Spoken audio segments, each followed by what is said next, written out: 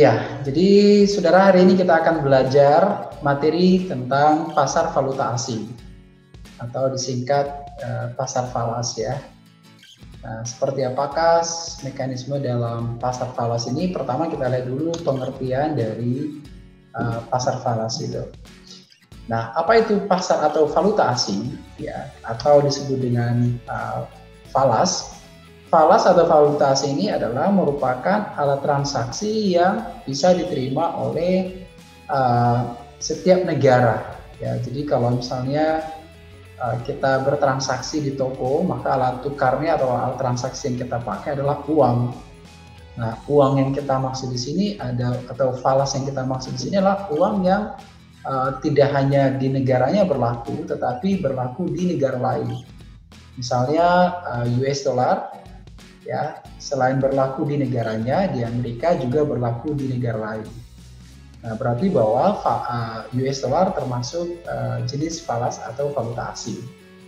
Karena falas ini adalah merupakan alat tukar, berarti di negara lain atau mata uang asing di sebuah negara bisa dijadikan atau identik dengan komoditas atau seperti produk ya yang diperjualbelikan. Sehingga kalau kita melihat pasar falas ini atau disebut dengan foreign exchange marketnya, yaitu merupakan transaksi jual beli falas. Misalnya di Indonesia, ya falas yang ada di sini katakanlah US dollar. Jadi US dollar ini diperjualbelikan di pasar falas, sama seperti atau jual beli atau transaksi produk yang lain. Berarti ada harga jual dan ada harga beli, gitu. Nah, di mana dijual valuta asing ini adalah di pasar valuta asing atau di pasar falas. Nah, kapan kita akan mengunjungi pasar valuta asing ini selain kita sebagai trader atau penjual atau yang melakukan transaksi antar negara? Ya, kadang-kala kita juga membutuhkan pasar falas ini kalau kita mau mengunjungi negara lain. Nah, jadi pasar falas ini merupakan transaksi jual beli valuta asing. Oke. Nah, karena dia adalah merupakan pasar, maka pertukaran mata uang ya antara negara atau mata uang yang berbeda ini ada nilai mata uangnya atau ada nilai perbandingannya. Misalnya 1 dolar itu dihargai berapa rupiah, atau 1 euro itu dihargai berapa rupiah, atau 1 yen itu dihargai berapa rupiah. Nah, nilai atau perbandingan nilai mata uang ini kita sebut dengan exchange rate, atau kita sering nanti gunakan istilah kurs. Berarti bahwa kurs adalah ya perbandingan nilai mata uang satu negara dengan negara lain.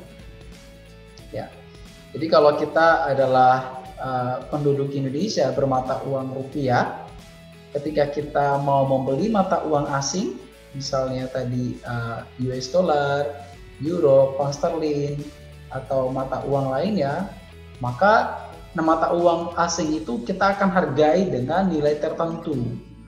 Nah, harganya itu disebut dengan kurs. Nah, seperti sekarang kalau kurs rupiah terhadap US dollar itu kalau tidak salah udah tembus 15.000 ya. Artinya bahwa setiap 1 dolar US dollar yang kita beli di pasar falas, kita harus mengorbankan rupiah yang kita miliki sebesar 15.000 rupiah. Ya. Kalau misalnya nilai kurs yen adalah 100 rupiah, berarti bahwa untuk mendapatkan 1 yen, kita harus mengorbankan rupiah kita sebanyak 100 rupiah. Kalau misalnya harga pound sterling katakan 22.000, berarti untuk mendapatkan 1 pound, kita harus mengorbankan rupiah kita sebesar 22.000. Nah, jadi kurs atau exchange rate yang kita sebut di sini adalah bisa kita jadikan sebagai harga dari falas itu sendiri atau harga mata uang asing. Nah, berbicara tentang falas, maka tentu nilai falas ini atau kita sebut tadi exchange rate atau kurs akan berbeda-beda. Ya, misalnya bisa berbeda setiap negara, misalnya antara mata uang Indonesia dengan Amerika, nilai kursnya berbeda dengan mata uang Indonesia dengan Inggris, mata uang Indonesia dengan Eropa atau negara Eropa misalnya yang menggunakan euro, atau mata uang Indonesia dengan yen Jepang dan sebagainya. Oke. Nah, selain perbedaan negara, maka perbedaan nilai kurs ini juga bisa disebabkan oleh atau perbedaan antar waktu. Misalnya hari ini nilai kurs jual dari US dollar katakan 14.000, besok bisa jadi 14.100, atau 2 hari lagi bisa jadi 13.500 begitu. Nah, jadi ada fluktuasi atau perbedaan nilai kurs dari waktu ke waktu. Nah, pertanyaannya apa yang membedakan perubahan nilai kurs ini, baik dilihat dari perbedaan negara maupun dilihat dari perbedaan waktu? Maka kalau kita menelisik, yang menyebabkan itu adalah yang pertama, karena perkiraan persediaan mata uang asing itu di masa yang akan mendatang. Ya, misalnya, ternyata US dollar akan sedikit di pasaran atau jumlah penawarannya akan sedikit. Maka sama seperti komoditas, akan dikejar atau akan dibeli dengan harga yang lebih mahal. Kenapa? Karena US dollar ini kepada importir sangat dibutuhkan. Ya, jadi kalau kita sebagai perusahaan importir untuk membeli sepatu Nike dari Amerika, tentu kita butuh US dollar. Atau untuk membeli motor Yamaha di Jepang, kita harus membutuhkan yen Jepang, gitu. Karena apa? Kalau kita tidak punya mata uang itu, maka kita tidak akan bisa melakukan transaksi impor di negara lain. Oke, berarti bahwa persediaan atau supply impor ini sangat menentukan harga atau nilai kurs di sebuah negara atau di pasar falas tadi. Oke, yang kedua adalah perkiraan kebijakan pemerintah. Ya, misalnya kebijakan pemerintah katakan adalah akan meningkatkan suku bunga. Ya, jadi kalau naik suku bunga, maka dampaknya adalah bisa jadi berpengaruh kepada capital inflow. Kenapa? Para investor asing mengejar pendapatan bunga kalau misalnya di negara Indonesia terjadi peningkatan suku bunga.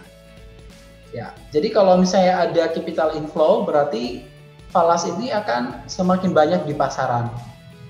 Kalau semakin banyak di pasaran, berarti membuat harganya lebih murah. Nah, begitu. Jadi, naik turunnya harga falas ini adalah selain karena disebabkan oleh persediaan mata uang asing itu di masa yang akan mendatang, juga disebabkan atau bisa dipengaruhi oleh kebijakan atau polisi yang akan diambil oleh pemerintah. Yang ketiga adalah karena perubahan pada neraca pembayaran. Minggu depan kita akan belajar neraca pembayaran atau balance of payment. Nah, bagaimana maksudnya? Di dalam neraca pembayaran ini akan dicatat transaksi ekspor dan impor sebuah negara dengan negara lain. Ya, misalkan Indonesia dengan beberapa negara lain di dunia. Berapa banyak jumlah atau nilai ekspor ke negara lain dan berapa banyak nilai impor dari negara lain. Nah, selisih ini akan menjadi penilai dari atau dicatatkan pada neraca pembayaran. Ya, jadi neraca pembayaran ini nanti akan mencatat transaksi jual beli ekspor dan impor dari negara lain. Jadi kalau misalnya neraca pembayarannya katakan adalah surplus, berarti ini menunjukkan bahwa nilai ekspor kita ke luar negeri lebih banyak dibandingkan nilai impor. Jadi kalau kita melakukan kegiatan ekspor, berarti kan kita mengirim produk ke luar negeri. Balas jasanya adalah falas yang kita akan dapatkan, atau nilai mata uang asing kita akan dapatkan, atau dolar yang kita akan dapatkan. Berarti itu adalah menambah falas di dalam negeri. Tetapi kalau transaksi adalah mengimpor, artinya membeli produk di luar negeri, maka kita harus mengorbankan falas atau dolar kita untuk mendapatkan produk tersebut. berarti kegiatan impor ini akan menurunkan jumlah falas di dalam negeri. Yang keempat adalah keyakinan keseimbangan cadangan devisa. Ya, cadangan devisa ini artinya bahwa stok valuta asing di dalam negeri. Ya, kalau semakin banyak valuta asing di dalam negeri, ini menunjukkan bahwa akan memperkuat mata uang kita terhadap mata uang asing. Ya, jadi kalau banyak dolar di dalam negeri yang menunjukkan cadangan devisa banyak, ya, menunjukkan bahwa rupiah itu bisa bersaing dengan dolar atau bisa mempertahankan nilainya dengan dolar. Gitu. Yang selanjutnya adalah karena respon campur tangan pemerintah pada pasar uang. Ya, jadi umumnya pemerintah melalui central bank-nya ya akan melakukan intervensi di dalam pasar falas ini. Ya, tujuannya apa? Untuk menyeimbangkan nilai tukar atau kurs di pasar falas. Kenapa? Karena pasar falas atau nilai tukar yang tidak stabil ini akan menyebabkan pengaruh yang tidak baik pada transaksi antar negara. Ya. Jadi seperti apa? Misalnya kalau falasnya naik atau harga dolarnya naik, maka akan merugikan para pengimpor, ya kan? Karena apa? Pengimpor akan mengorbankan rupiah yang lebih banyak untuk mendapatkan barang tersebut. Misalnya, harga sepatu naik adalah 10 dolar. 1 dolar katakan 14.000. Oke, jadi kalau misalnya dia membeli satu pasang naik di pasar internasional atau di luar negeri, maka dia harus mengorbankan 140.000 uang yang dia miliki saat ini, rupiah yang dia miliki. Nah, tetapi kalau misalnya nilai kursnya menjadi 15.000 per US dollar atau nilai kursnya naik, maka si pengimpor ini atau importir ini akan menambah rupiah yang harus dia korbankan, tidak lagi 14.000. Nah, padahal harganya tetap 10 dolar. Nah, ini disebabkan karena perubahan nilai kurs. Tetapi kalau harga kursnya naik, yang diuntungkan adalah eksportir. Ya. Karena apa? Karena ketika nilai kursnya naik, maka kalau misalnya kita katakanlah menjual karet ke luar negeri, harga karet katakan adalah 1 dolar per kilogram. Ya, jadi dengan kurs sekarang adalah 14.000 rupiah, ketika kita menjual karet sebanyak 1.000 kilogram, berarti ada 1.000 dolar. Kalau kita kalikan dan 15.000, kita akan dapatkan 15 juta. Nah, ketika harga kursnya naik menjadi 16.000 misalnya, maka dengan jumlah karet yang kita jual sebanyak itu sama, ya, akan meningkatkan pendapatan kita, pendapatan dari ekspor, ya, tidak 15.000 melainkan 16. Misalnya dari 15.000 per dolar naik menjadi 16.000 US dollar rupiah per dolar, maka pendapatan yang kita akan dapatkan dengan jumlah ekspor yang sama adalah naik menjadi 16 juta. Nah ini. Nah, kenapa harus kemudian diseimbangkan? Karena di dalam negeri yang ada bukan hanya eksportir yang ada adalah importir. Oleh karena itu pemerintah juga perlu menyeimbangkan ini. Jangan sampai yang diuntungkan hanya perusahaan eksportir, sedangkan importir dirugikan dan lain sebagainya. Oleh karena itu maka pemerintah perlu melakukan intervensi supaya harga falas di pasar falas ini bisa stabil dari waktu ke waktu.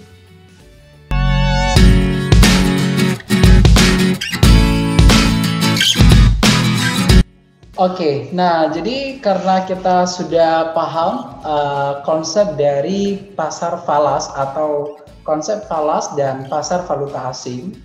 Nah sekarang kita lihat apa sih fungsi yang dimainkan oleh pasar falas, ya, terkait dengan transaksi jual beli valuta asing. Fungsinya yang pertama adalah dengan adanya pasar falas ini memudahkan penukaran valuta asing sebagai pemindahan dana atau disebut dengan clearing dari satu negara ke negara lain. Misalnya para TKI yang bekerja di Malaysia, ya, gaji yang didapatkan di sana kan adalah mata uang Malaysia atau ringgit Malaysia. ketika dia mau pulang ke Indonesia, maka tentu ringgit Malaysia yang dia terima di Malaysia harus ditukarkan di pasar falas. Ya, tujuannya apa? Adalah untuk memindahkan dana yang dia miliki di Malaysia ke dalam negeri, ya, agar bisa disetarakan berapa pendapatan yang didapatkan di sana. Yang kedua, pasar falas ini juga memberikan kemudahan dalam pelaksanaan kontrak atau perjanjian jual beli antar perusahaan eksportir importir di berbagai negara dengan mekanisme kredit. Maksudnya begini, ketika kita misalnya menjadi perusahaan eksportir, kita akan menjual produk kita ke Malaysia misalnya. Ya, produk yang kita akan jual ini kan butuh proses sebelum sampai ke tangan penjual. Ya, jadi misalnya dari Jawa diekspor atau dikirim ke Malaysia itu butuh waktu beberapa hari misalnya. Kemudian sebelum sampai ke tangan si pembeli harus dikarantina dulu, apalagi produk-produk yang memang dibatasi masuk ke negara tujuan. Ya, misalnya produk-produk hewan dan lain sebagainya harus dikarantina dulu. Dikarantina seminggu misalnya. Nah, sedangkan kita sebagai eksportir tentu mengharapkan bahwa produk yang kita jual itu segera kita dapatkan dananya atau harganya atau nilai jualnya itu. Oke. Nah, ini supaya bisa terjadi maka ada peranan bank di sini disebut dengan bank ekspor yang akan menjadi sebagai perantara antara pembeli dan penjual. Ya, kalau nggak salah minggu ke-14 nanti kita akan belajar itu ya, sistem pembayaran dalam perdagangan internasional. Ya, dalam bentuk apa? Bahwa akan diteken kontrak atau perjanjian antara si pembeli dan penjual, bahwa pihak perbankan ini akan menjamin dana yang akan dibayarkan kepada si penjual, dalam hal ini adalah si eksportirnya. Ya, dalam bentuk apa? Tentu nilai mata uang si perusahaan yang eksportir itu, berarti Indonesia begitu, dalam bentuk rupiah.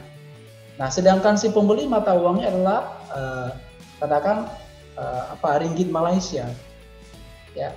Nah, kalau tidak ada pasar falas, maka ini akan membuat jual beli antar negara ini akan terhambat karena harus dikonversi dulu berapa yang harus saya bayarkan kepada si pembeli, berapa si pembeli harus merelakan barangnya agar bisa dia jual ke pembeli, dan lain sebagainya. Nah, dengan ada pasar falasnya akan mudah, berarti bahwa satu dolar itu adalah 14.000. Berarti kalau misalnya harganya adalah 140.000 rupiah, maka si pembeli harus membayar kepada penjual sebanyak 10 dolar yang akan dijamin oleh pihak perbankan. Yang ketiga, dengan adanya pasar falas ini memungkinkan istilahnya dilakukan hedging, yaitu menghilangkan atau mengurangi risiko kerugian akibat perubahan kurs. Jadi ada istilah nanti pasar atau pasar falas yang sudah ditentukan nilai tukar itu berdasarkan perjanjian antara pembeli dan penjual. Ya, misalnya tadi kita adalah eksportir, maka dengan harga falas sekarang adalah 14.000 rupiah, ya, maka si pembeli harus membayar kepada kita atau kepada eksportir sebanyak 14.000. Tetapi pun misalnya baru dibayar itu adalah 5 hari kemudian atau 10 hari kemudian, di mana harga falasnya sudah berubah, katakan misalnya sudah naik menjadi 16.000, ya tetap dibayar sebanyak yang kita perjanjikan tadi. Nah itu. Jadi itu dilakukan dalam apa? Dalam pasar falas. Siapa yang akan menderita dan mengalami kerugian ini adalah si pelaku pasar falas ini. Ya, jadi katakan misalnya perbankan, ya, ketika misalnya dibuat kontrak antara eksportir dan importir bahwa mereka akan menjual produk ini seharga 1 dolar misalnya. Ketika besok sudah berubah harga kursnya, maka yang dipakai adalah harga kurs yang ketika dilakukan perjanjian bahwa 1 dolar itu katakan 14.000 rupiah. Nah, jadi itu dilakukan di dalam pasar falas, yaitu untuk menghilangkan hedging atau risiko yang akan muncul ketika nilai kurs ini mengalami fluktuasi atau perubahan. Nah, saudara, ketika kita sudah paham fungsi dari pasar falas ini, maka kita sekarang fokus kepada apa sih sistem kurs ini dalam pasar falas. Seperti apa bentuk atau jenis sistem kurs yang berlaku di dalam pasar falas. Nah, bentuk dari kurs ini sangat ditentukan oleh sifat dari pasar yang diadopsi oleh setiap negara. Maksudnya bahwa kalau misalnya negara ini mengadopsi sistem pasar yang floating atau mengambang, ya maka nilai kurs ini akan berubah seiringan dengan perbedaan antara permintaan dan penawaran dari falas.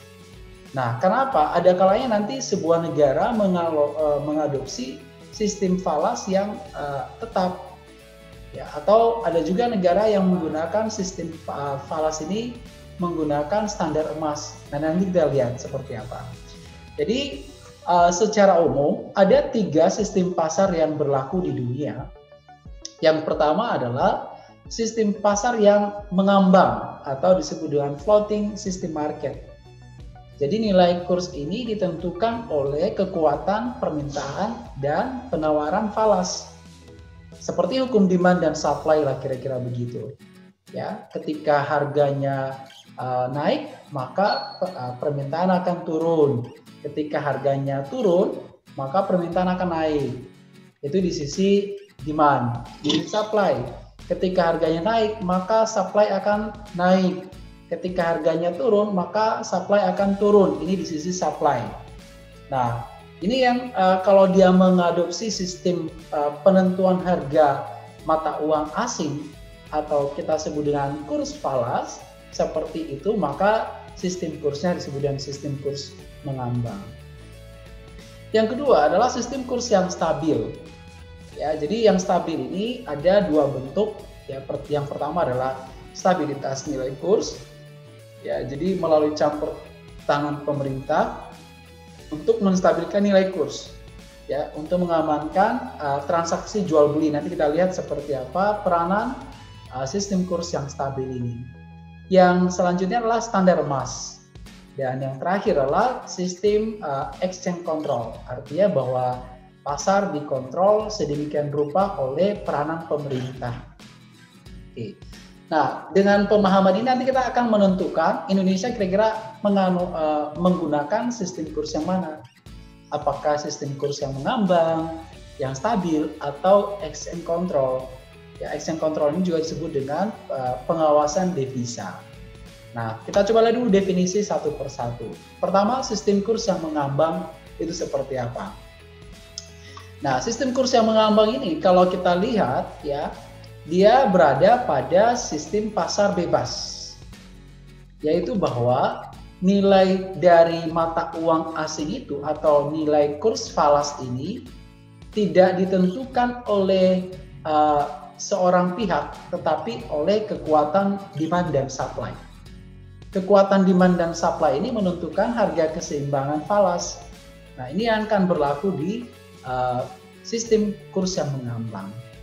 Nah, misalnya begini, kalau misalnya demand-nya meningkat, ya, demand falas ini meningkat, artinya permintaan falasnya meningkat. Ini terjadi karena adanya transaksi atau catatan debit pada transaksi neraca pembayaran. Jadi dalam neraca pembayaran ini ada 2 lajur yang akan kita kenal seperti pembukuan akuntansi biasa ya, ada debit, ada kredit ya. Jadi kalau misalnya kita melakukan impor produk dari luar negeri, maka kita harus membayar produk itu dengan falas yang kita miliki. Ya, jadi misalnya kita membeli mesin dari Eropa, maka kita harus membayar mesin itu kepada penjualnya dengan mata uang asing atau falas. Oke, jadi kalau semakin banyak kita membeli atau melakukan impor dari luar negeri, maka tentu permintaan akan falas ini akan meningkat. Oke, atau bahasa sederhananya bahwa permintaan terhadap falas ini disebabkan oleh karena catatan debit pada neraca pembayaran. Itu yang pertama. Yang kedua, supply falas itu apa? Adalah sebaliknya catatan kreditnya. Berarti bahwa ketika kita melakukan penjualan produk ke luar negeri atau ekspor produk ke luar negeri, kita akan mendapatkan falas, ya, atau mata uang asing, misalnya dolar. Jadi kalau kita menjual produk ke Amerika, misalnya kita mengekspor katakanlah hasil pertanian kita ke Amerika, maka kita akan dapatkan valuta asing dalam bentuk mata uang dolar misalnya begitu. Nah, dengan demikian akan menambah supply di dalam negeri atau jumlah supply falas di dalam negeri. Oke, nah kalau misalnya kita melihat kemudian harga falas yang akan terjadi di pasar dengan sistem kurs yang mengambang ini dihasilkan oleh kekuatan demand dan supply-nya. Jadi semakin besar atau semakin banyak demand dan kekuatan demand dan supply inilah yang kemudian menentukan nilai kurs atau harga mata uang asing itu di dalam negeri. Ya. Nah, kalau misalnya nilai kursnya ini kuat, kita sebut dengan depresiasi uang dalam negeri. Berarti nilai dolar, misalnya dolar ya, kalau dolarnya semakin kuat, berarti kan rupiah melemah. Nah, rupiah yang melemah ini kita sebut dengan depresiasi. Ya. Tetapi sebaliknya kalau misalnya kursnya lemah, maka kita sebut dengan apresiasi rupiah. Oke. Pertanyaannya, apa yang menyebabkan nilai kurs ini kuat atau apa yang menyebabkan rupiah mengalami depresiasi? Adalah karena surplusnya neraca pembayaran. Ya. Jadi apabila neraca pembayaran mengalami surplus, yaitu ekspor lebih banyak daripada impor, maka nilai kursnya akan kuat. Sebaliknya kalau misalnya nilai kurs lemah, berarti ketika saya salah ya, saya ulang, ini terbalik ini ya. Nah, sebaliknya kalau misalnya nilai ekspornya lebih besar daripada ekspornya lebih kecil daripada impor, berarti kan kita lebih banyak mengeluarkan mata uang asing untuk membeli produk. Oleh karena itu akan melemahkan nilai rupiah yang kita miliki. Nah, jadi inilah sistem kurs yang berlaku di dalam pasar falas. Nah, oleh karena itu secara kurva kita bisa gambarkan bahwa kekuatan demand dan supply ini kita bisa lukiskan seperti ini. Ya, jadi kalau misalnya ini adalah rupiah, harga dari dolar. Jadi kalau inilah jumlah US dollar, semakin ke kanan jumlah US dollarnya semakin bertambah. Kalau harganya semakin ke atas, harganya semakin naik. Oke, jadi kekuatan demand dan supply kurs inilah atau falas inilah yang menentukan nilai kurs. Jadi katakan nilai kursnya segini, ya, jumlah permintaan dan penawaran falas adalah seperti ini, sebesar ini. Ya, penentunya adalah yang pertama bisa jadi karena kenaikan harga atau inflasi. Bisa juga karena penurunan harga. Bisa karena perubahan pendapatan. Bisa karena perubahan tingkat suku bunga. Ya. Kemudian semua ini nanti akan mempengaruhi neraca pembayaran dan pada akhirnya akan mempengaruhi nilai kurs atau nilai tukar exchange rate mata uang asing. Nah, kita coba lihat misalnya pertama, kenaikan harga misalnya. Kenaikan harga dalam ekonomi kita kenal dengan inflasi. Ya. Nah, ketika inflasi terjadi, berarti akan menyebabkan harga produk di dalam negeri kan jauh lebih mahal. Ya. Karena harga produk di dalam negeri lebih mahal, akan mendorong keinginan untuk mengimpor produk dari luar negeri yang relatif lebih murah. Berarti bahwa ketika harga naik atau ketika inflasi terjadi, impor akan naik. Sebaliknya ekspor turun. Karena apa? Ya karena produk yang dalam negeri lebih mahal dibandingkan dia kalau kita jual di luar negeri. Orang nggak akan mau membeli produk kita karena terdampak dari inflasi itu. Nah, akibatnya apa? Ketika impor naik, dan ekspor turun, berarti falas akan semakin defisit. Saya ulang, neraca pembayaran akan semakin defisit karena jumlah dolar yang masuk lebih sedikit dibandingkan dan jumlah dolar yang keluar karena impor yang naik tadi. Nah, karena jumlah dolar yang keluar lebih banyak daripada yang masuk, berarti supply dolar dalam negeri akan semakin berkurang. Dampaknya falas akan menguat atau rupiah mengalami depresiasi. Nah, ini cara menganalisanya. Ya, ketika inflasi terjadi, maka akan melemahkan rupiah, itu maksudnya. Bagaimana cara inflasi melemahkan rupiah? Ya, ini ceritanya tadi. Harga naik atau inflasi terjadi, impor akan naik, mendorong impor. Ketika impor naik, membuat neraca pembayaran semakin defisit. Defisit neraca pembayaran akan membuat nilai falas semakin naik harganya atau membuat rupiah ya semakin terdepresiasi.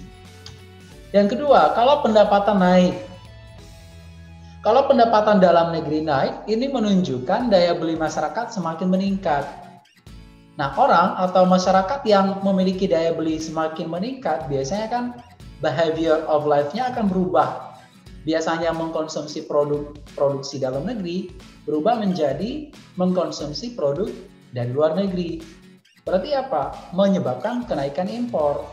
Karena behavior of life masyarakatnya ini berubah sebagai dampak dari perubahan pendapatan yang meningkat. Semakin sejahtera kan orang lebih suka produk impor ya dibandingkan produk dalam negeri. Kalau kita cenderung menghendaki produk impor, maka akan menyebabkan falas semakin menguat atau menyebabkan depresiasi pada rupiah. Yang ketiga, selanjutnya apa? Yang ketiga, tingkat bunga naik. Tingkat bunga dalam negeri naik akan menjadi incaran investor asing. Karena apa? Akan dia dapatkan pendapatan bunga yang lebih banyak kalau dia tanamkan bunganya atau simpan duitnya di dalam negeri. Gitu. Jadi orang asing akan masuk ke dalam negeri membawa modal yang dia miliki. Atau dengan adanya peningkatan suku bunga, akan terjadi capital inflow, masuknya modal dari luar negeri ke dalam negeri. Nah, kalau modalnya naik atau modal masuk atau semakin banyak capital inflow, akan menyebabkan supply dalam negeri semakin naik atau semakin banyak dolar semakin bertambah di dalam negeri dengan adanya capital inflow sebagai impact dari kenaikan harga suku bunga. Nah, apa yang akan terjadi?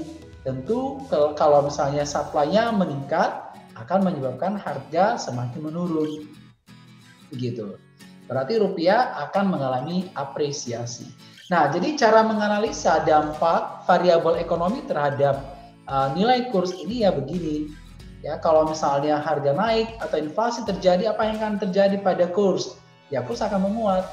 Kalau misalnya inflasi turun, berarti ya kurs akan melemah. Berarti apresiasi dolar.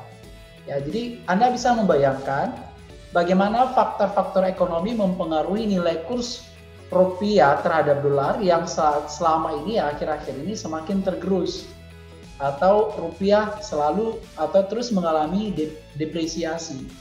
Kalau dulu nilai rupiah atau nilai dolar itu kurang lebih 10.000 per dolar, sekarang udah tembus 16.000 per dolar. Berarti rupiah akan mengalami depresiasi.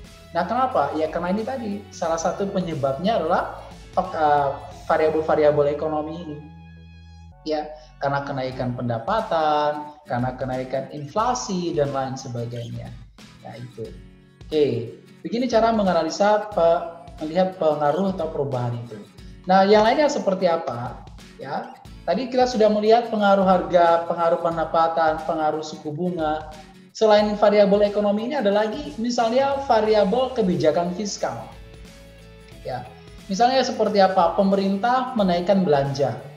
Kebijakan fiskal ya, pemerintah menaikkan belanja. Dengan adanya peningkatan belanja, berarti akan mendorong peningkatan konsumsi. Kalau misalnya produk itu tidak bisa disediakan dalam negeri, akan menyebabkan peningkatan impor, memenuhi kebutuhan pemerintah untuk meningkatkan belanjanya. Berarti akan mendorong peningkatan impor, lalu akan mempengaruhi nilai falas juga. Apalagi faktor politik, ini pasti itu, ya. isu yang sangat sederhana aja ini bisa membuat goncangan. Ya, jadi kalau misalnya politiknya semakin tidak baik, maka tentu orang tidak akan tertarik untuk berinvestasi ke dalam negeri, atau capital inflow tidak akan terjadi, malah yang akan terjadi adalah capital outflow. Ketika capital outflow yang terjadi, maka akan menyebabkan perubahan pada nilai kurs.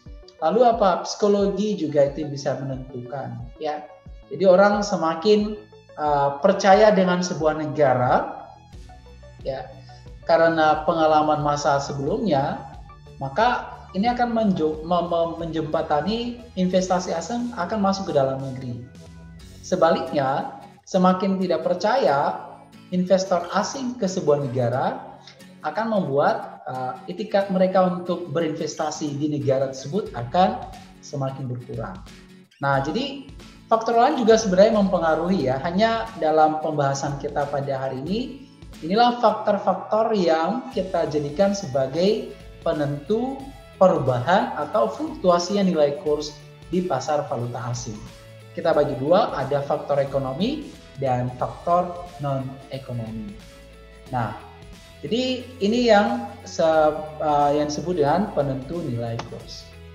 Oke, selanjutnya kita coba lihat beberapa, tadi sudah kita mulai ya, bahwa sistem kurs ini ada 3 bentuk, ya. Yang pertama adalah sistem kurs yang mengambang, dan yang kedua ini adalah sistem kurs yang stabil. Lalu bagaimana sistem kurs yang stabil ini maksudnya? Nah, stabilitas nilai kurs ini adalah dilakukan oleh pemerintah atau pemangku kepentingan, ya, dalam hal ini pemerintah, untuk melihat ketidakpastian di pasar. Misalnya fluktuasi dari kurs ini sangat tajam naik turunnya, ya. Kalau naik tadi sudah saya jelaskan, ini ketika rupiah semakin depresiasi akan menyebabkan kerugian kepada perusahaan importir. Tetapi kalau misalnya rupiah semakin apresiasi akan menyebabkan kerugian kepada eksportir. Nah, yang baiknya seperti apa? Adalah stabil atau nilainya itu tidak berfluktuasi tajam.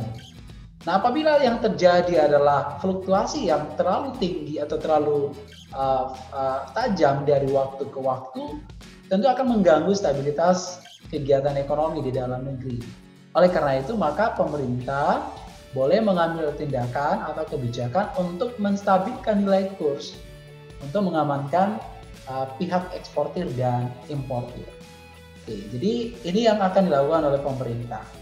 Nah, bentuk penstabilan ini seperti apa? Ada 2 bentuk, ya. Ada bentuknya yang aktif, ya. Artinya pemerintah aktif untuk melakukan penstabilan nilai kurs. Aktifnya pemerintah dalam menstabilkan nilai kurs ini dalam bentuk intervensi langsung ke pasar falas. Ya, jadi misalnya dengan falas yang terlalu fluktuatif saat ini, maka pemerintah bisa mengintervensi ke pasar. Berarti bahwa negara seperti itu menganut sistem kurs yang stabil. Tetapi kalau misalnya pemerintah membiarkan nilai kursnya begitu saja, maka negara tersebut menganut sistem kurs yang mengambang atau floating setiap waktu. Oke. Nah, seperti apa pemerintah akan melakukan intervensi di pasar falas? Yaitu membeli atau menjual falas. Tentu yang akan berperan di sini adalah Central Bank atau Bank Indonesia kalau di negara kita. Ya, jadi kalau misalnya falas nilai rupiah semakin terdepresiasi, maka akan atau pemerintah bisa membeli atau menjual dolar ke pasar falas. Ya, jadi kalau dia jual falasnya ke pasar falas, tentu semakin banyak stok falas di pasar falas, berarti harga falas akan semakin menurun atau rupiah akan semakin apresiasi. Sebaliknya, kalau misalnya falasnya semakin rendah, ini juga tidak baik kepada pelaku usaha eksportir importir, ya. Tadi sudah dijelaskan kalau kursnya lemah dan kursnya tinggi, apa dampaknya kepada eksportir importir. Ya, jadi kalau misalnya kursnya rendah, maka pemerintah juga bisa bermain di situ atau mengintervensi pasar dengan cara membeli falas di pasar falas, ya, supaya pas stok falas itu semakin berkurang sehingga bisa mendorong peningkatan nilai falas.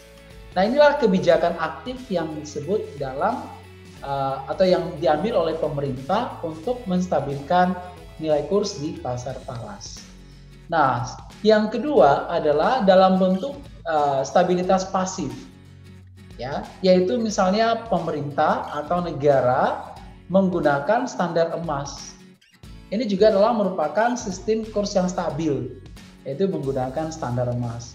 Nah, nanti kita akan coba lihat bagaimanakah standar emas yang berlaku di pasar atau di pasar falas atau di dalam menilai nilai mata uang sebuah negara.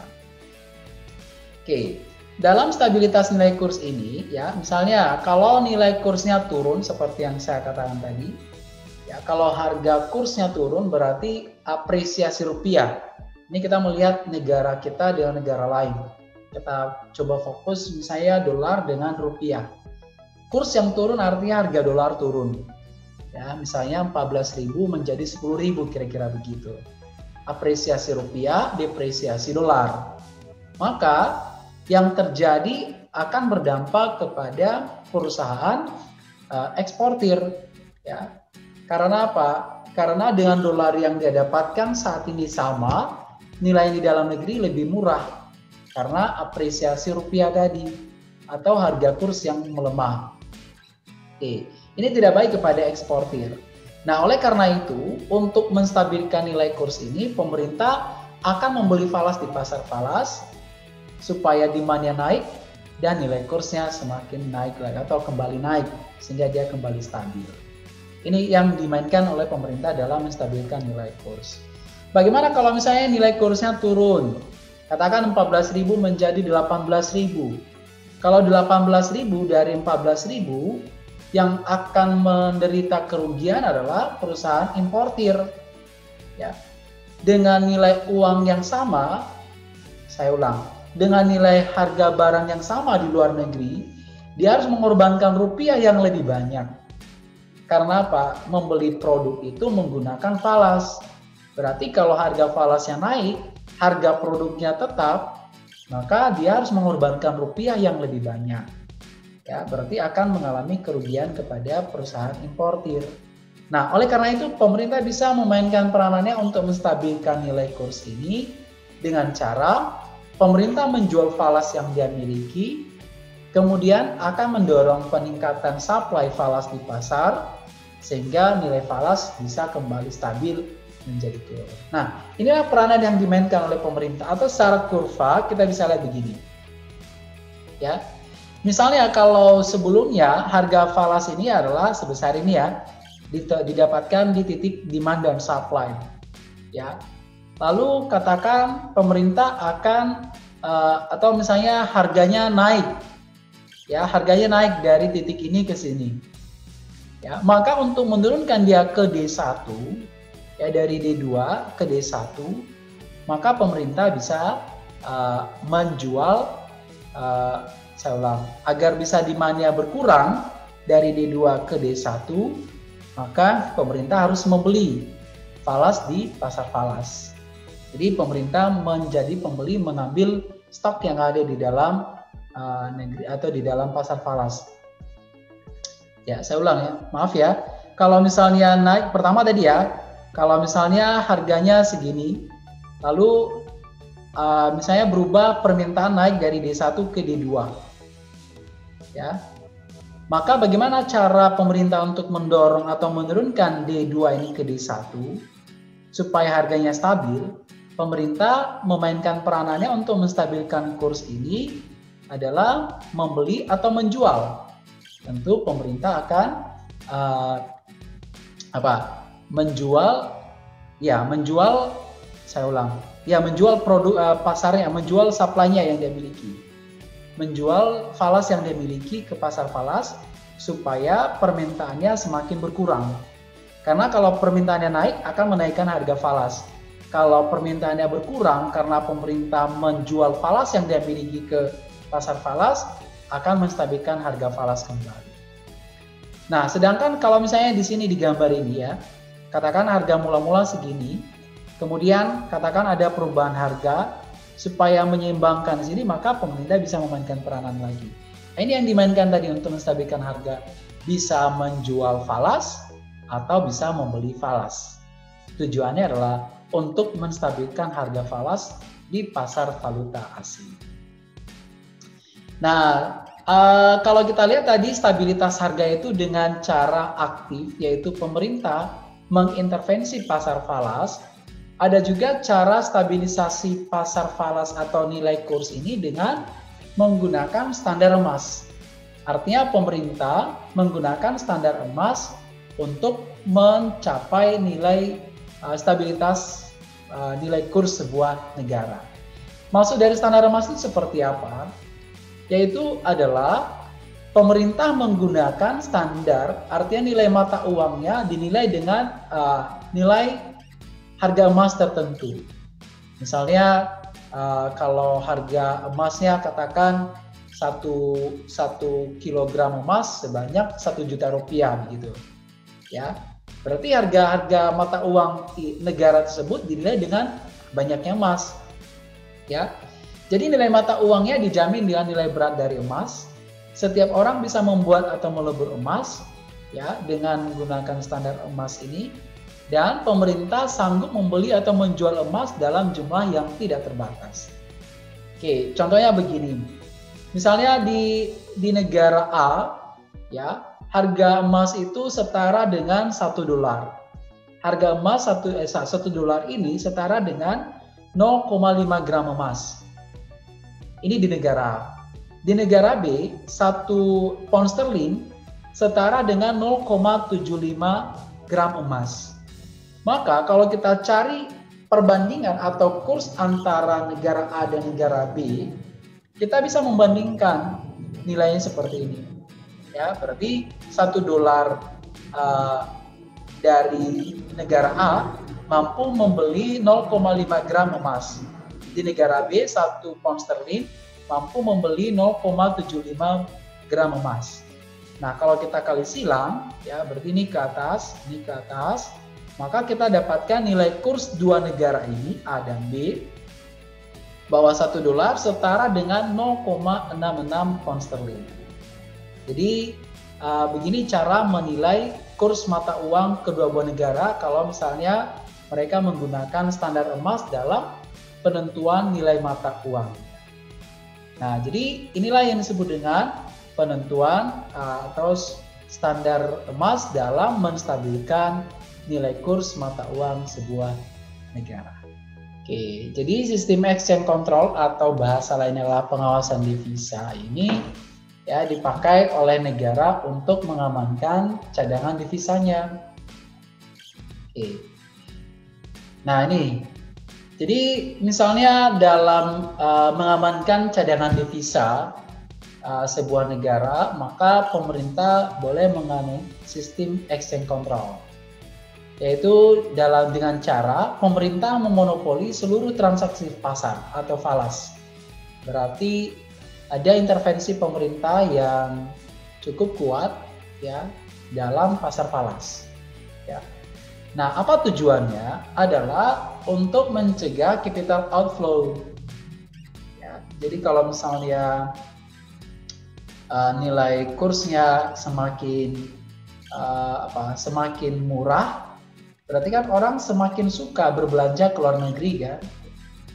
Misalnya kalau dolar sekarang menurun, katakan menjadi 5.000 lah per US dollar. Ya. Kalau harga dolar turun, maka orang Indonesia punya daya beli yang lebih tinggi.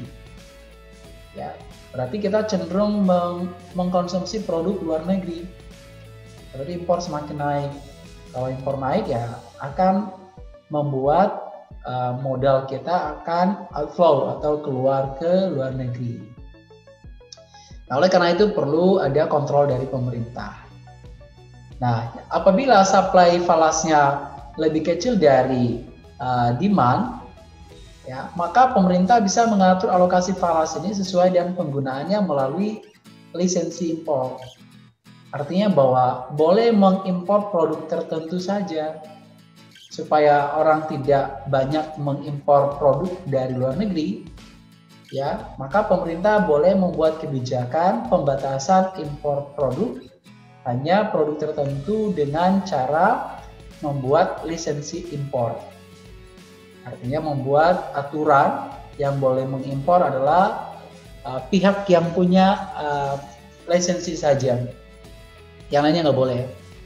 Ya, nah ini salah satu cara pengontrolannya supaya falas itu tidak banyak keluar.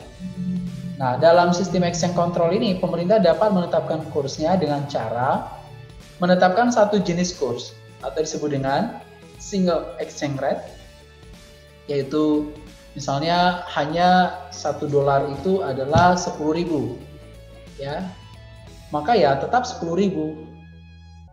Atau bisa juga dengan lebih dari satu macam kurs, tetapi dengan aturan-aturan tertentu.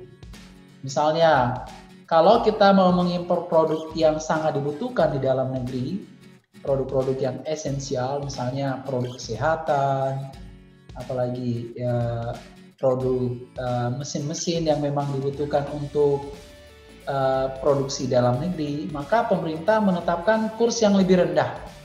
Katakan misalnya 12.000 per US dollar. Tetapi untuk produk-produk yang lain, pemerintah menetapkan harga yang lebih mahal. Ya, misalnya katakan di dalam negeri sudah bisa diproduksi produk tersebut, tetapi tetap juga ada impornya. Untuk mengontrol impor ini, pemerintah bisa mengontrolnya melalui exchange control ini. Ya, menetapkan dua jenis macam kurs misalnya. Nah, jadi kalau kita mau mengimpor produk tertentu, misalnya kita mau mengimpor produk katakan beras, tetapi beras di dalam negeri sudah ada, maka harga kursnya 14.000, sehingga kita mikir-mikir kan untuk mengimpor atau tidak. Nah, ini cara pemerintah untuk mengontrol supaya falas itu tidak terlalu banyak keluar atau tidak terjadi capital outflow. Nah, jadi selain dari untuk mengawasi capital outflow, sebenarnya ada tujuan-tujuan lain, ya, yang ingin dicapai oleh pemerintah, ya, tentu akan mengarah kepada menjaga keseimbangan neraca pembayaran supaya tidak selalu defisit. Yaitu pertama adalah selain untuk mencegah capital outflow, dengan exchange control ini juga pemerintah bisa melindungi industri dalam negeri.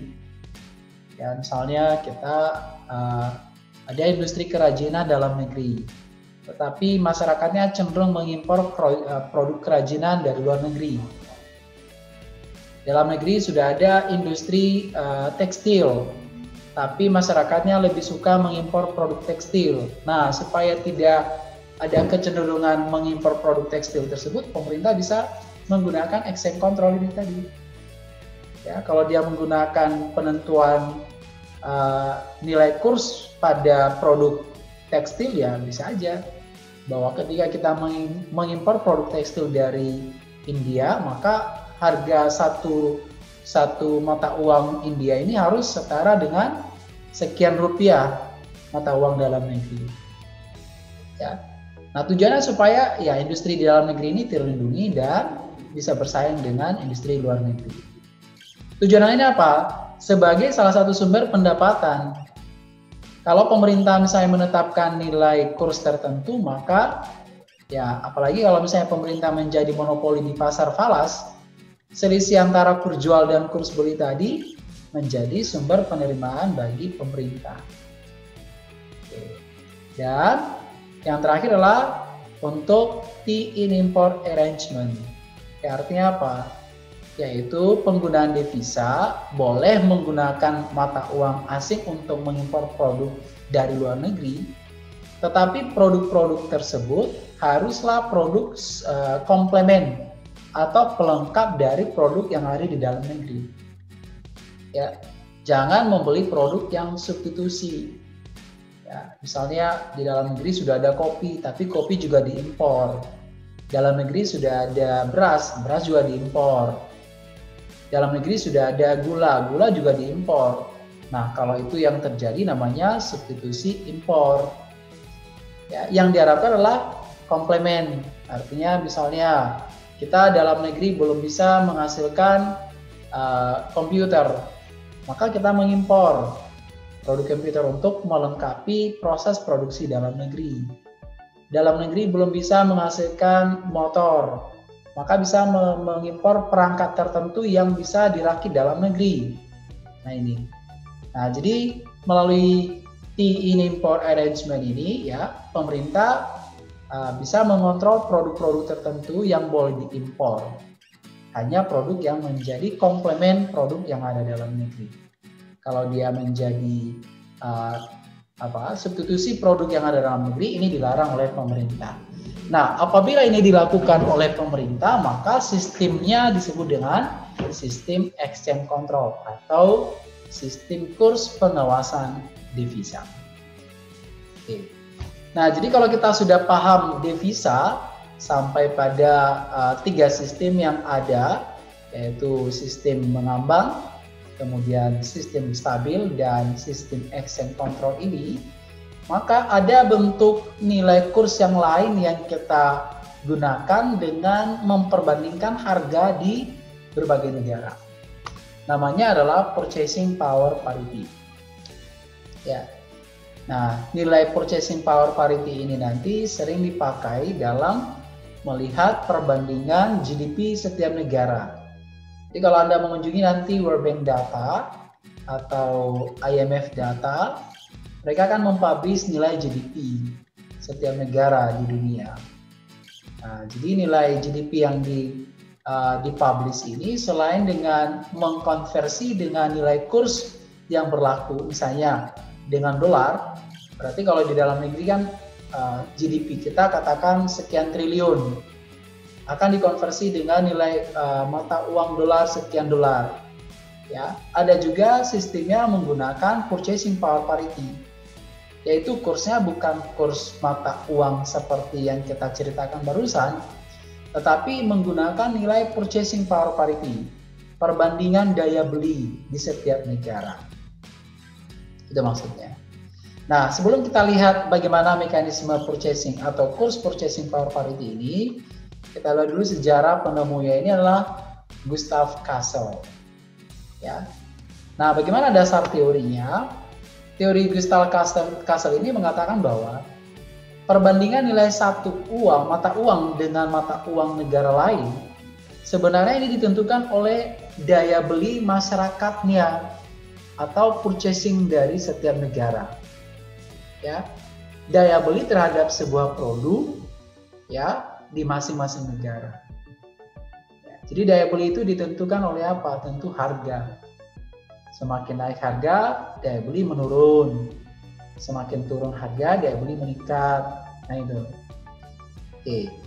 Nah, berbicara tentang nilai atau purchasing power parity ini, ya, untuk menghitungnya nanti kita gunakan 2 pendekatan. Yang pertama purchasing power parity absolute, dan yang kedua purchasing power parity yang relatif. Nah, seperti apa cara perhitungannya? Kita mulai dulu pada purchasing power parity yang absolute. Arti dari PPP yang absolute ini adalah membandingkan nilai mata uang asing satu negara dengan negara lain secara absolut yang menggunakan harga yang berlaku di masing-masing negara. Ya. Jadi kurs antara rupiah dengan dolar kita atau kita hitung dengan membandingkan harga di negara kita dengan negara Amerika secara absolut, sehingga dikatakan purchasing power parity. Nah itu. Jadi karena harga yang kita perbandingkan menunjukkan daya beli masyarakat, maka disebut dengan purchasing power parity. Agar lebih paham nih contohnya. Ya, kita ambil contoh satu produk lah ya. Katakan produknya telur. Kalau harga telur di Amerika 1 kg itu katakan $2 ya per kilogram. Kemudian di Indonesia katakan harganya 1 kg itu untuk 26.000 per kilogram. Maka ketika kita lihat perbandingan atau ya perbandingan harga di kedua negara ini, ya Kita bisa hitungnya begini. Kurs purchasing power parity untuk telur, komoditas telur ini ya, kita ambil contoh sederhana saja supaya kita bisa memahami bagaimana kalau produk keseluruhan dulu nanti. Kalau misalnya di Indonesia adalah Rp26.000 per kilogram, kalau di Amerika $2 per kilogram, perbandingannya adalah Rp26.000 per $2. Maka dengan menggunakan patokan harga telur ini misalnya, kita bisa tetapkan harga kurs purchasing power parity di kedua negara adalah Rp13.000 per US dollar. Artinya harga dolar itu sebesar Rp13.000. Nah, kalau kita hitung seperti ini, maka namanya adalah purchasing power parity absolute. Karena kita membandingkan harga absolut produk di kedua negara yang berbeda. Pada realitanya atau pada kenyataannya nanti prakteknya nanti tentu tidak hanya satu jenis produk yang menjadi pembanding. Ya, tetapi semua produk yang dihasilkan di sebuah negara. Jadi misalnya di Indonesia, apa aja produk yang dihasilkan? Ada tekstil, ada jasa, ada banyak macam produk yang dihasilkan. Ya, harga-harganya kemudian kita bandingkan dengan harga-harga barang yang sama di negara lain. Ya, kalau kita mau melihat nilai kurs purchasing power parity-nya. Kalau kita lihat misalnya dengan Malaysia, nah misalnya di Indonesia 1 kg beras berapa rupiah, di Malaysia berapa ringgit Malaysia. Produk beras. Kalau baju misalnya 1 meter kain di Indonesia katakan sekian rupiah, kalau di Malaysia berapa ringgit Malaysia per meter kainnya. Nah, semua produk itu kemudian kita perbandingkan, dapatlah namanya purchasing power parity untuk overall. Nah, jadi GDP purchasing power parity ini nanti berarti menggambarkan daya beli masyarakat.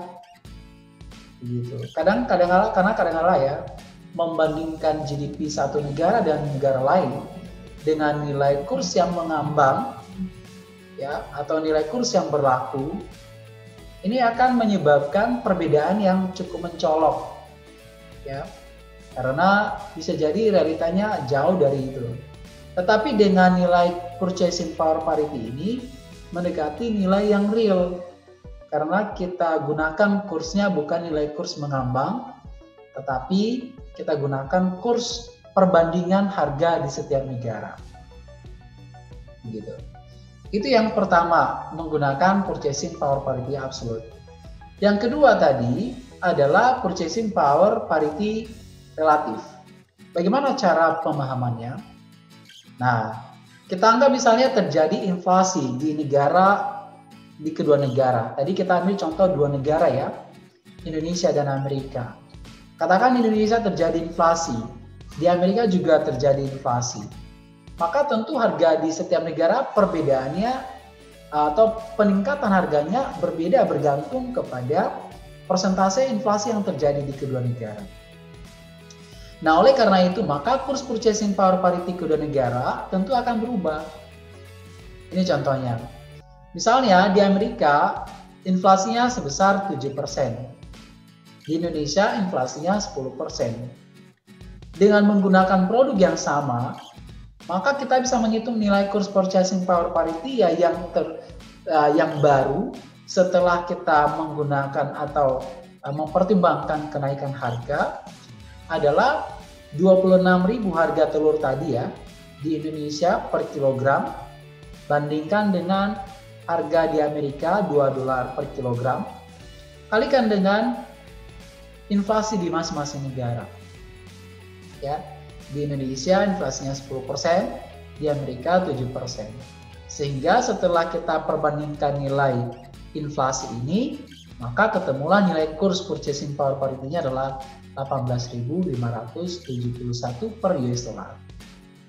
Ya, jadi lagi-lagi bahwa dengan menggunakan metode purchasing power parity ini, kita menggunakan nilai produk yang real karena kita membandingkan harga di masing-masing negara. Nah, kalau kita dapatkan nilai purchasing power parity seperti ini, namanya disebut dengan purchasing atau kurs purchasing power parity yang relatif. Ya. Nah, jadi kita harus bisa bedakan purchasing power parity yang absolut dengan purchasing power parity yang relatif. Jadi saya pikir itu teman-teman ya, pokok pembahasan kita pada hari ini tentang pasar valuta asing.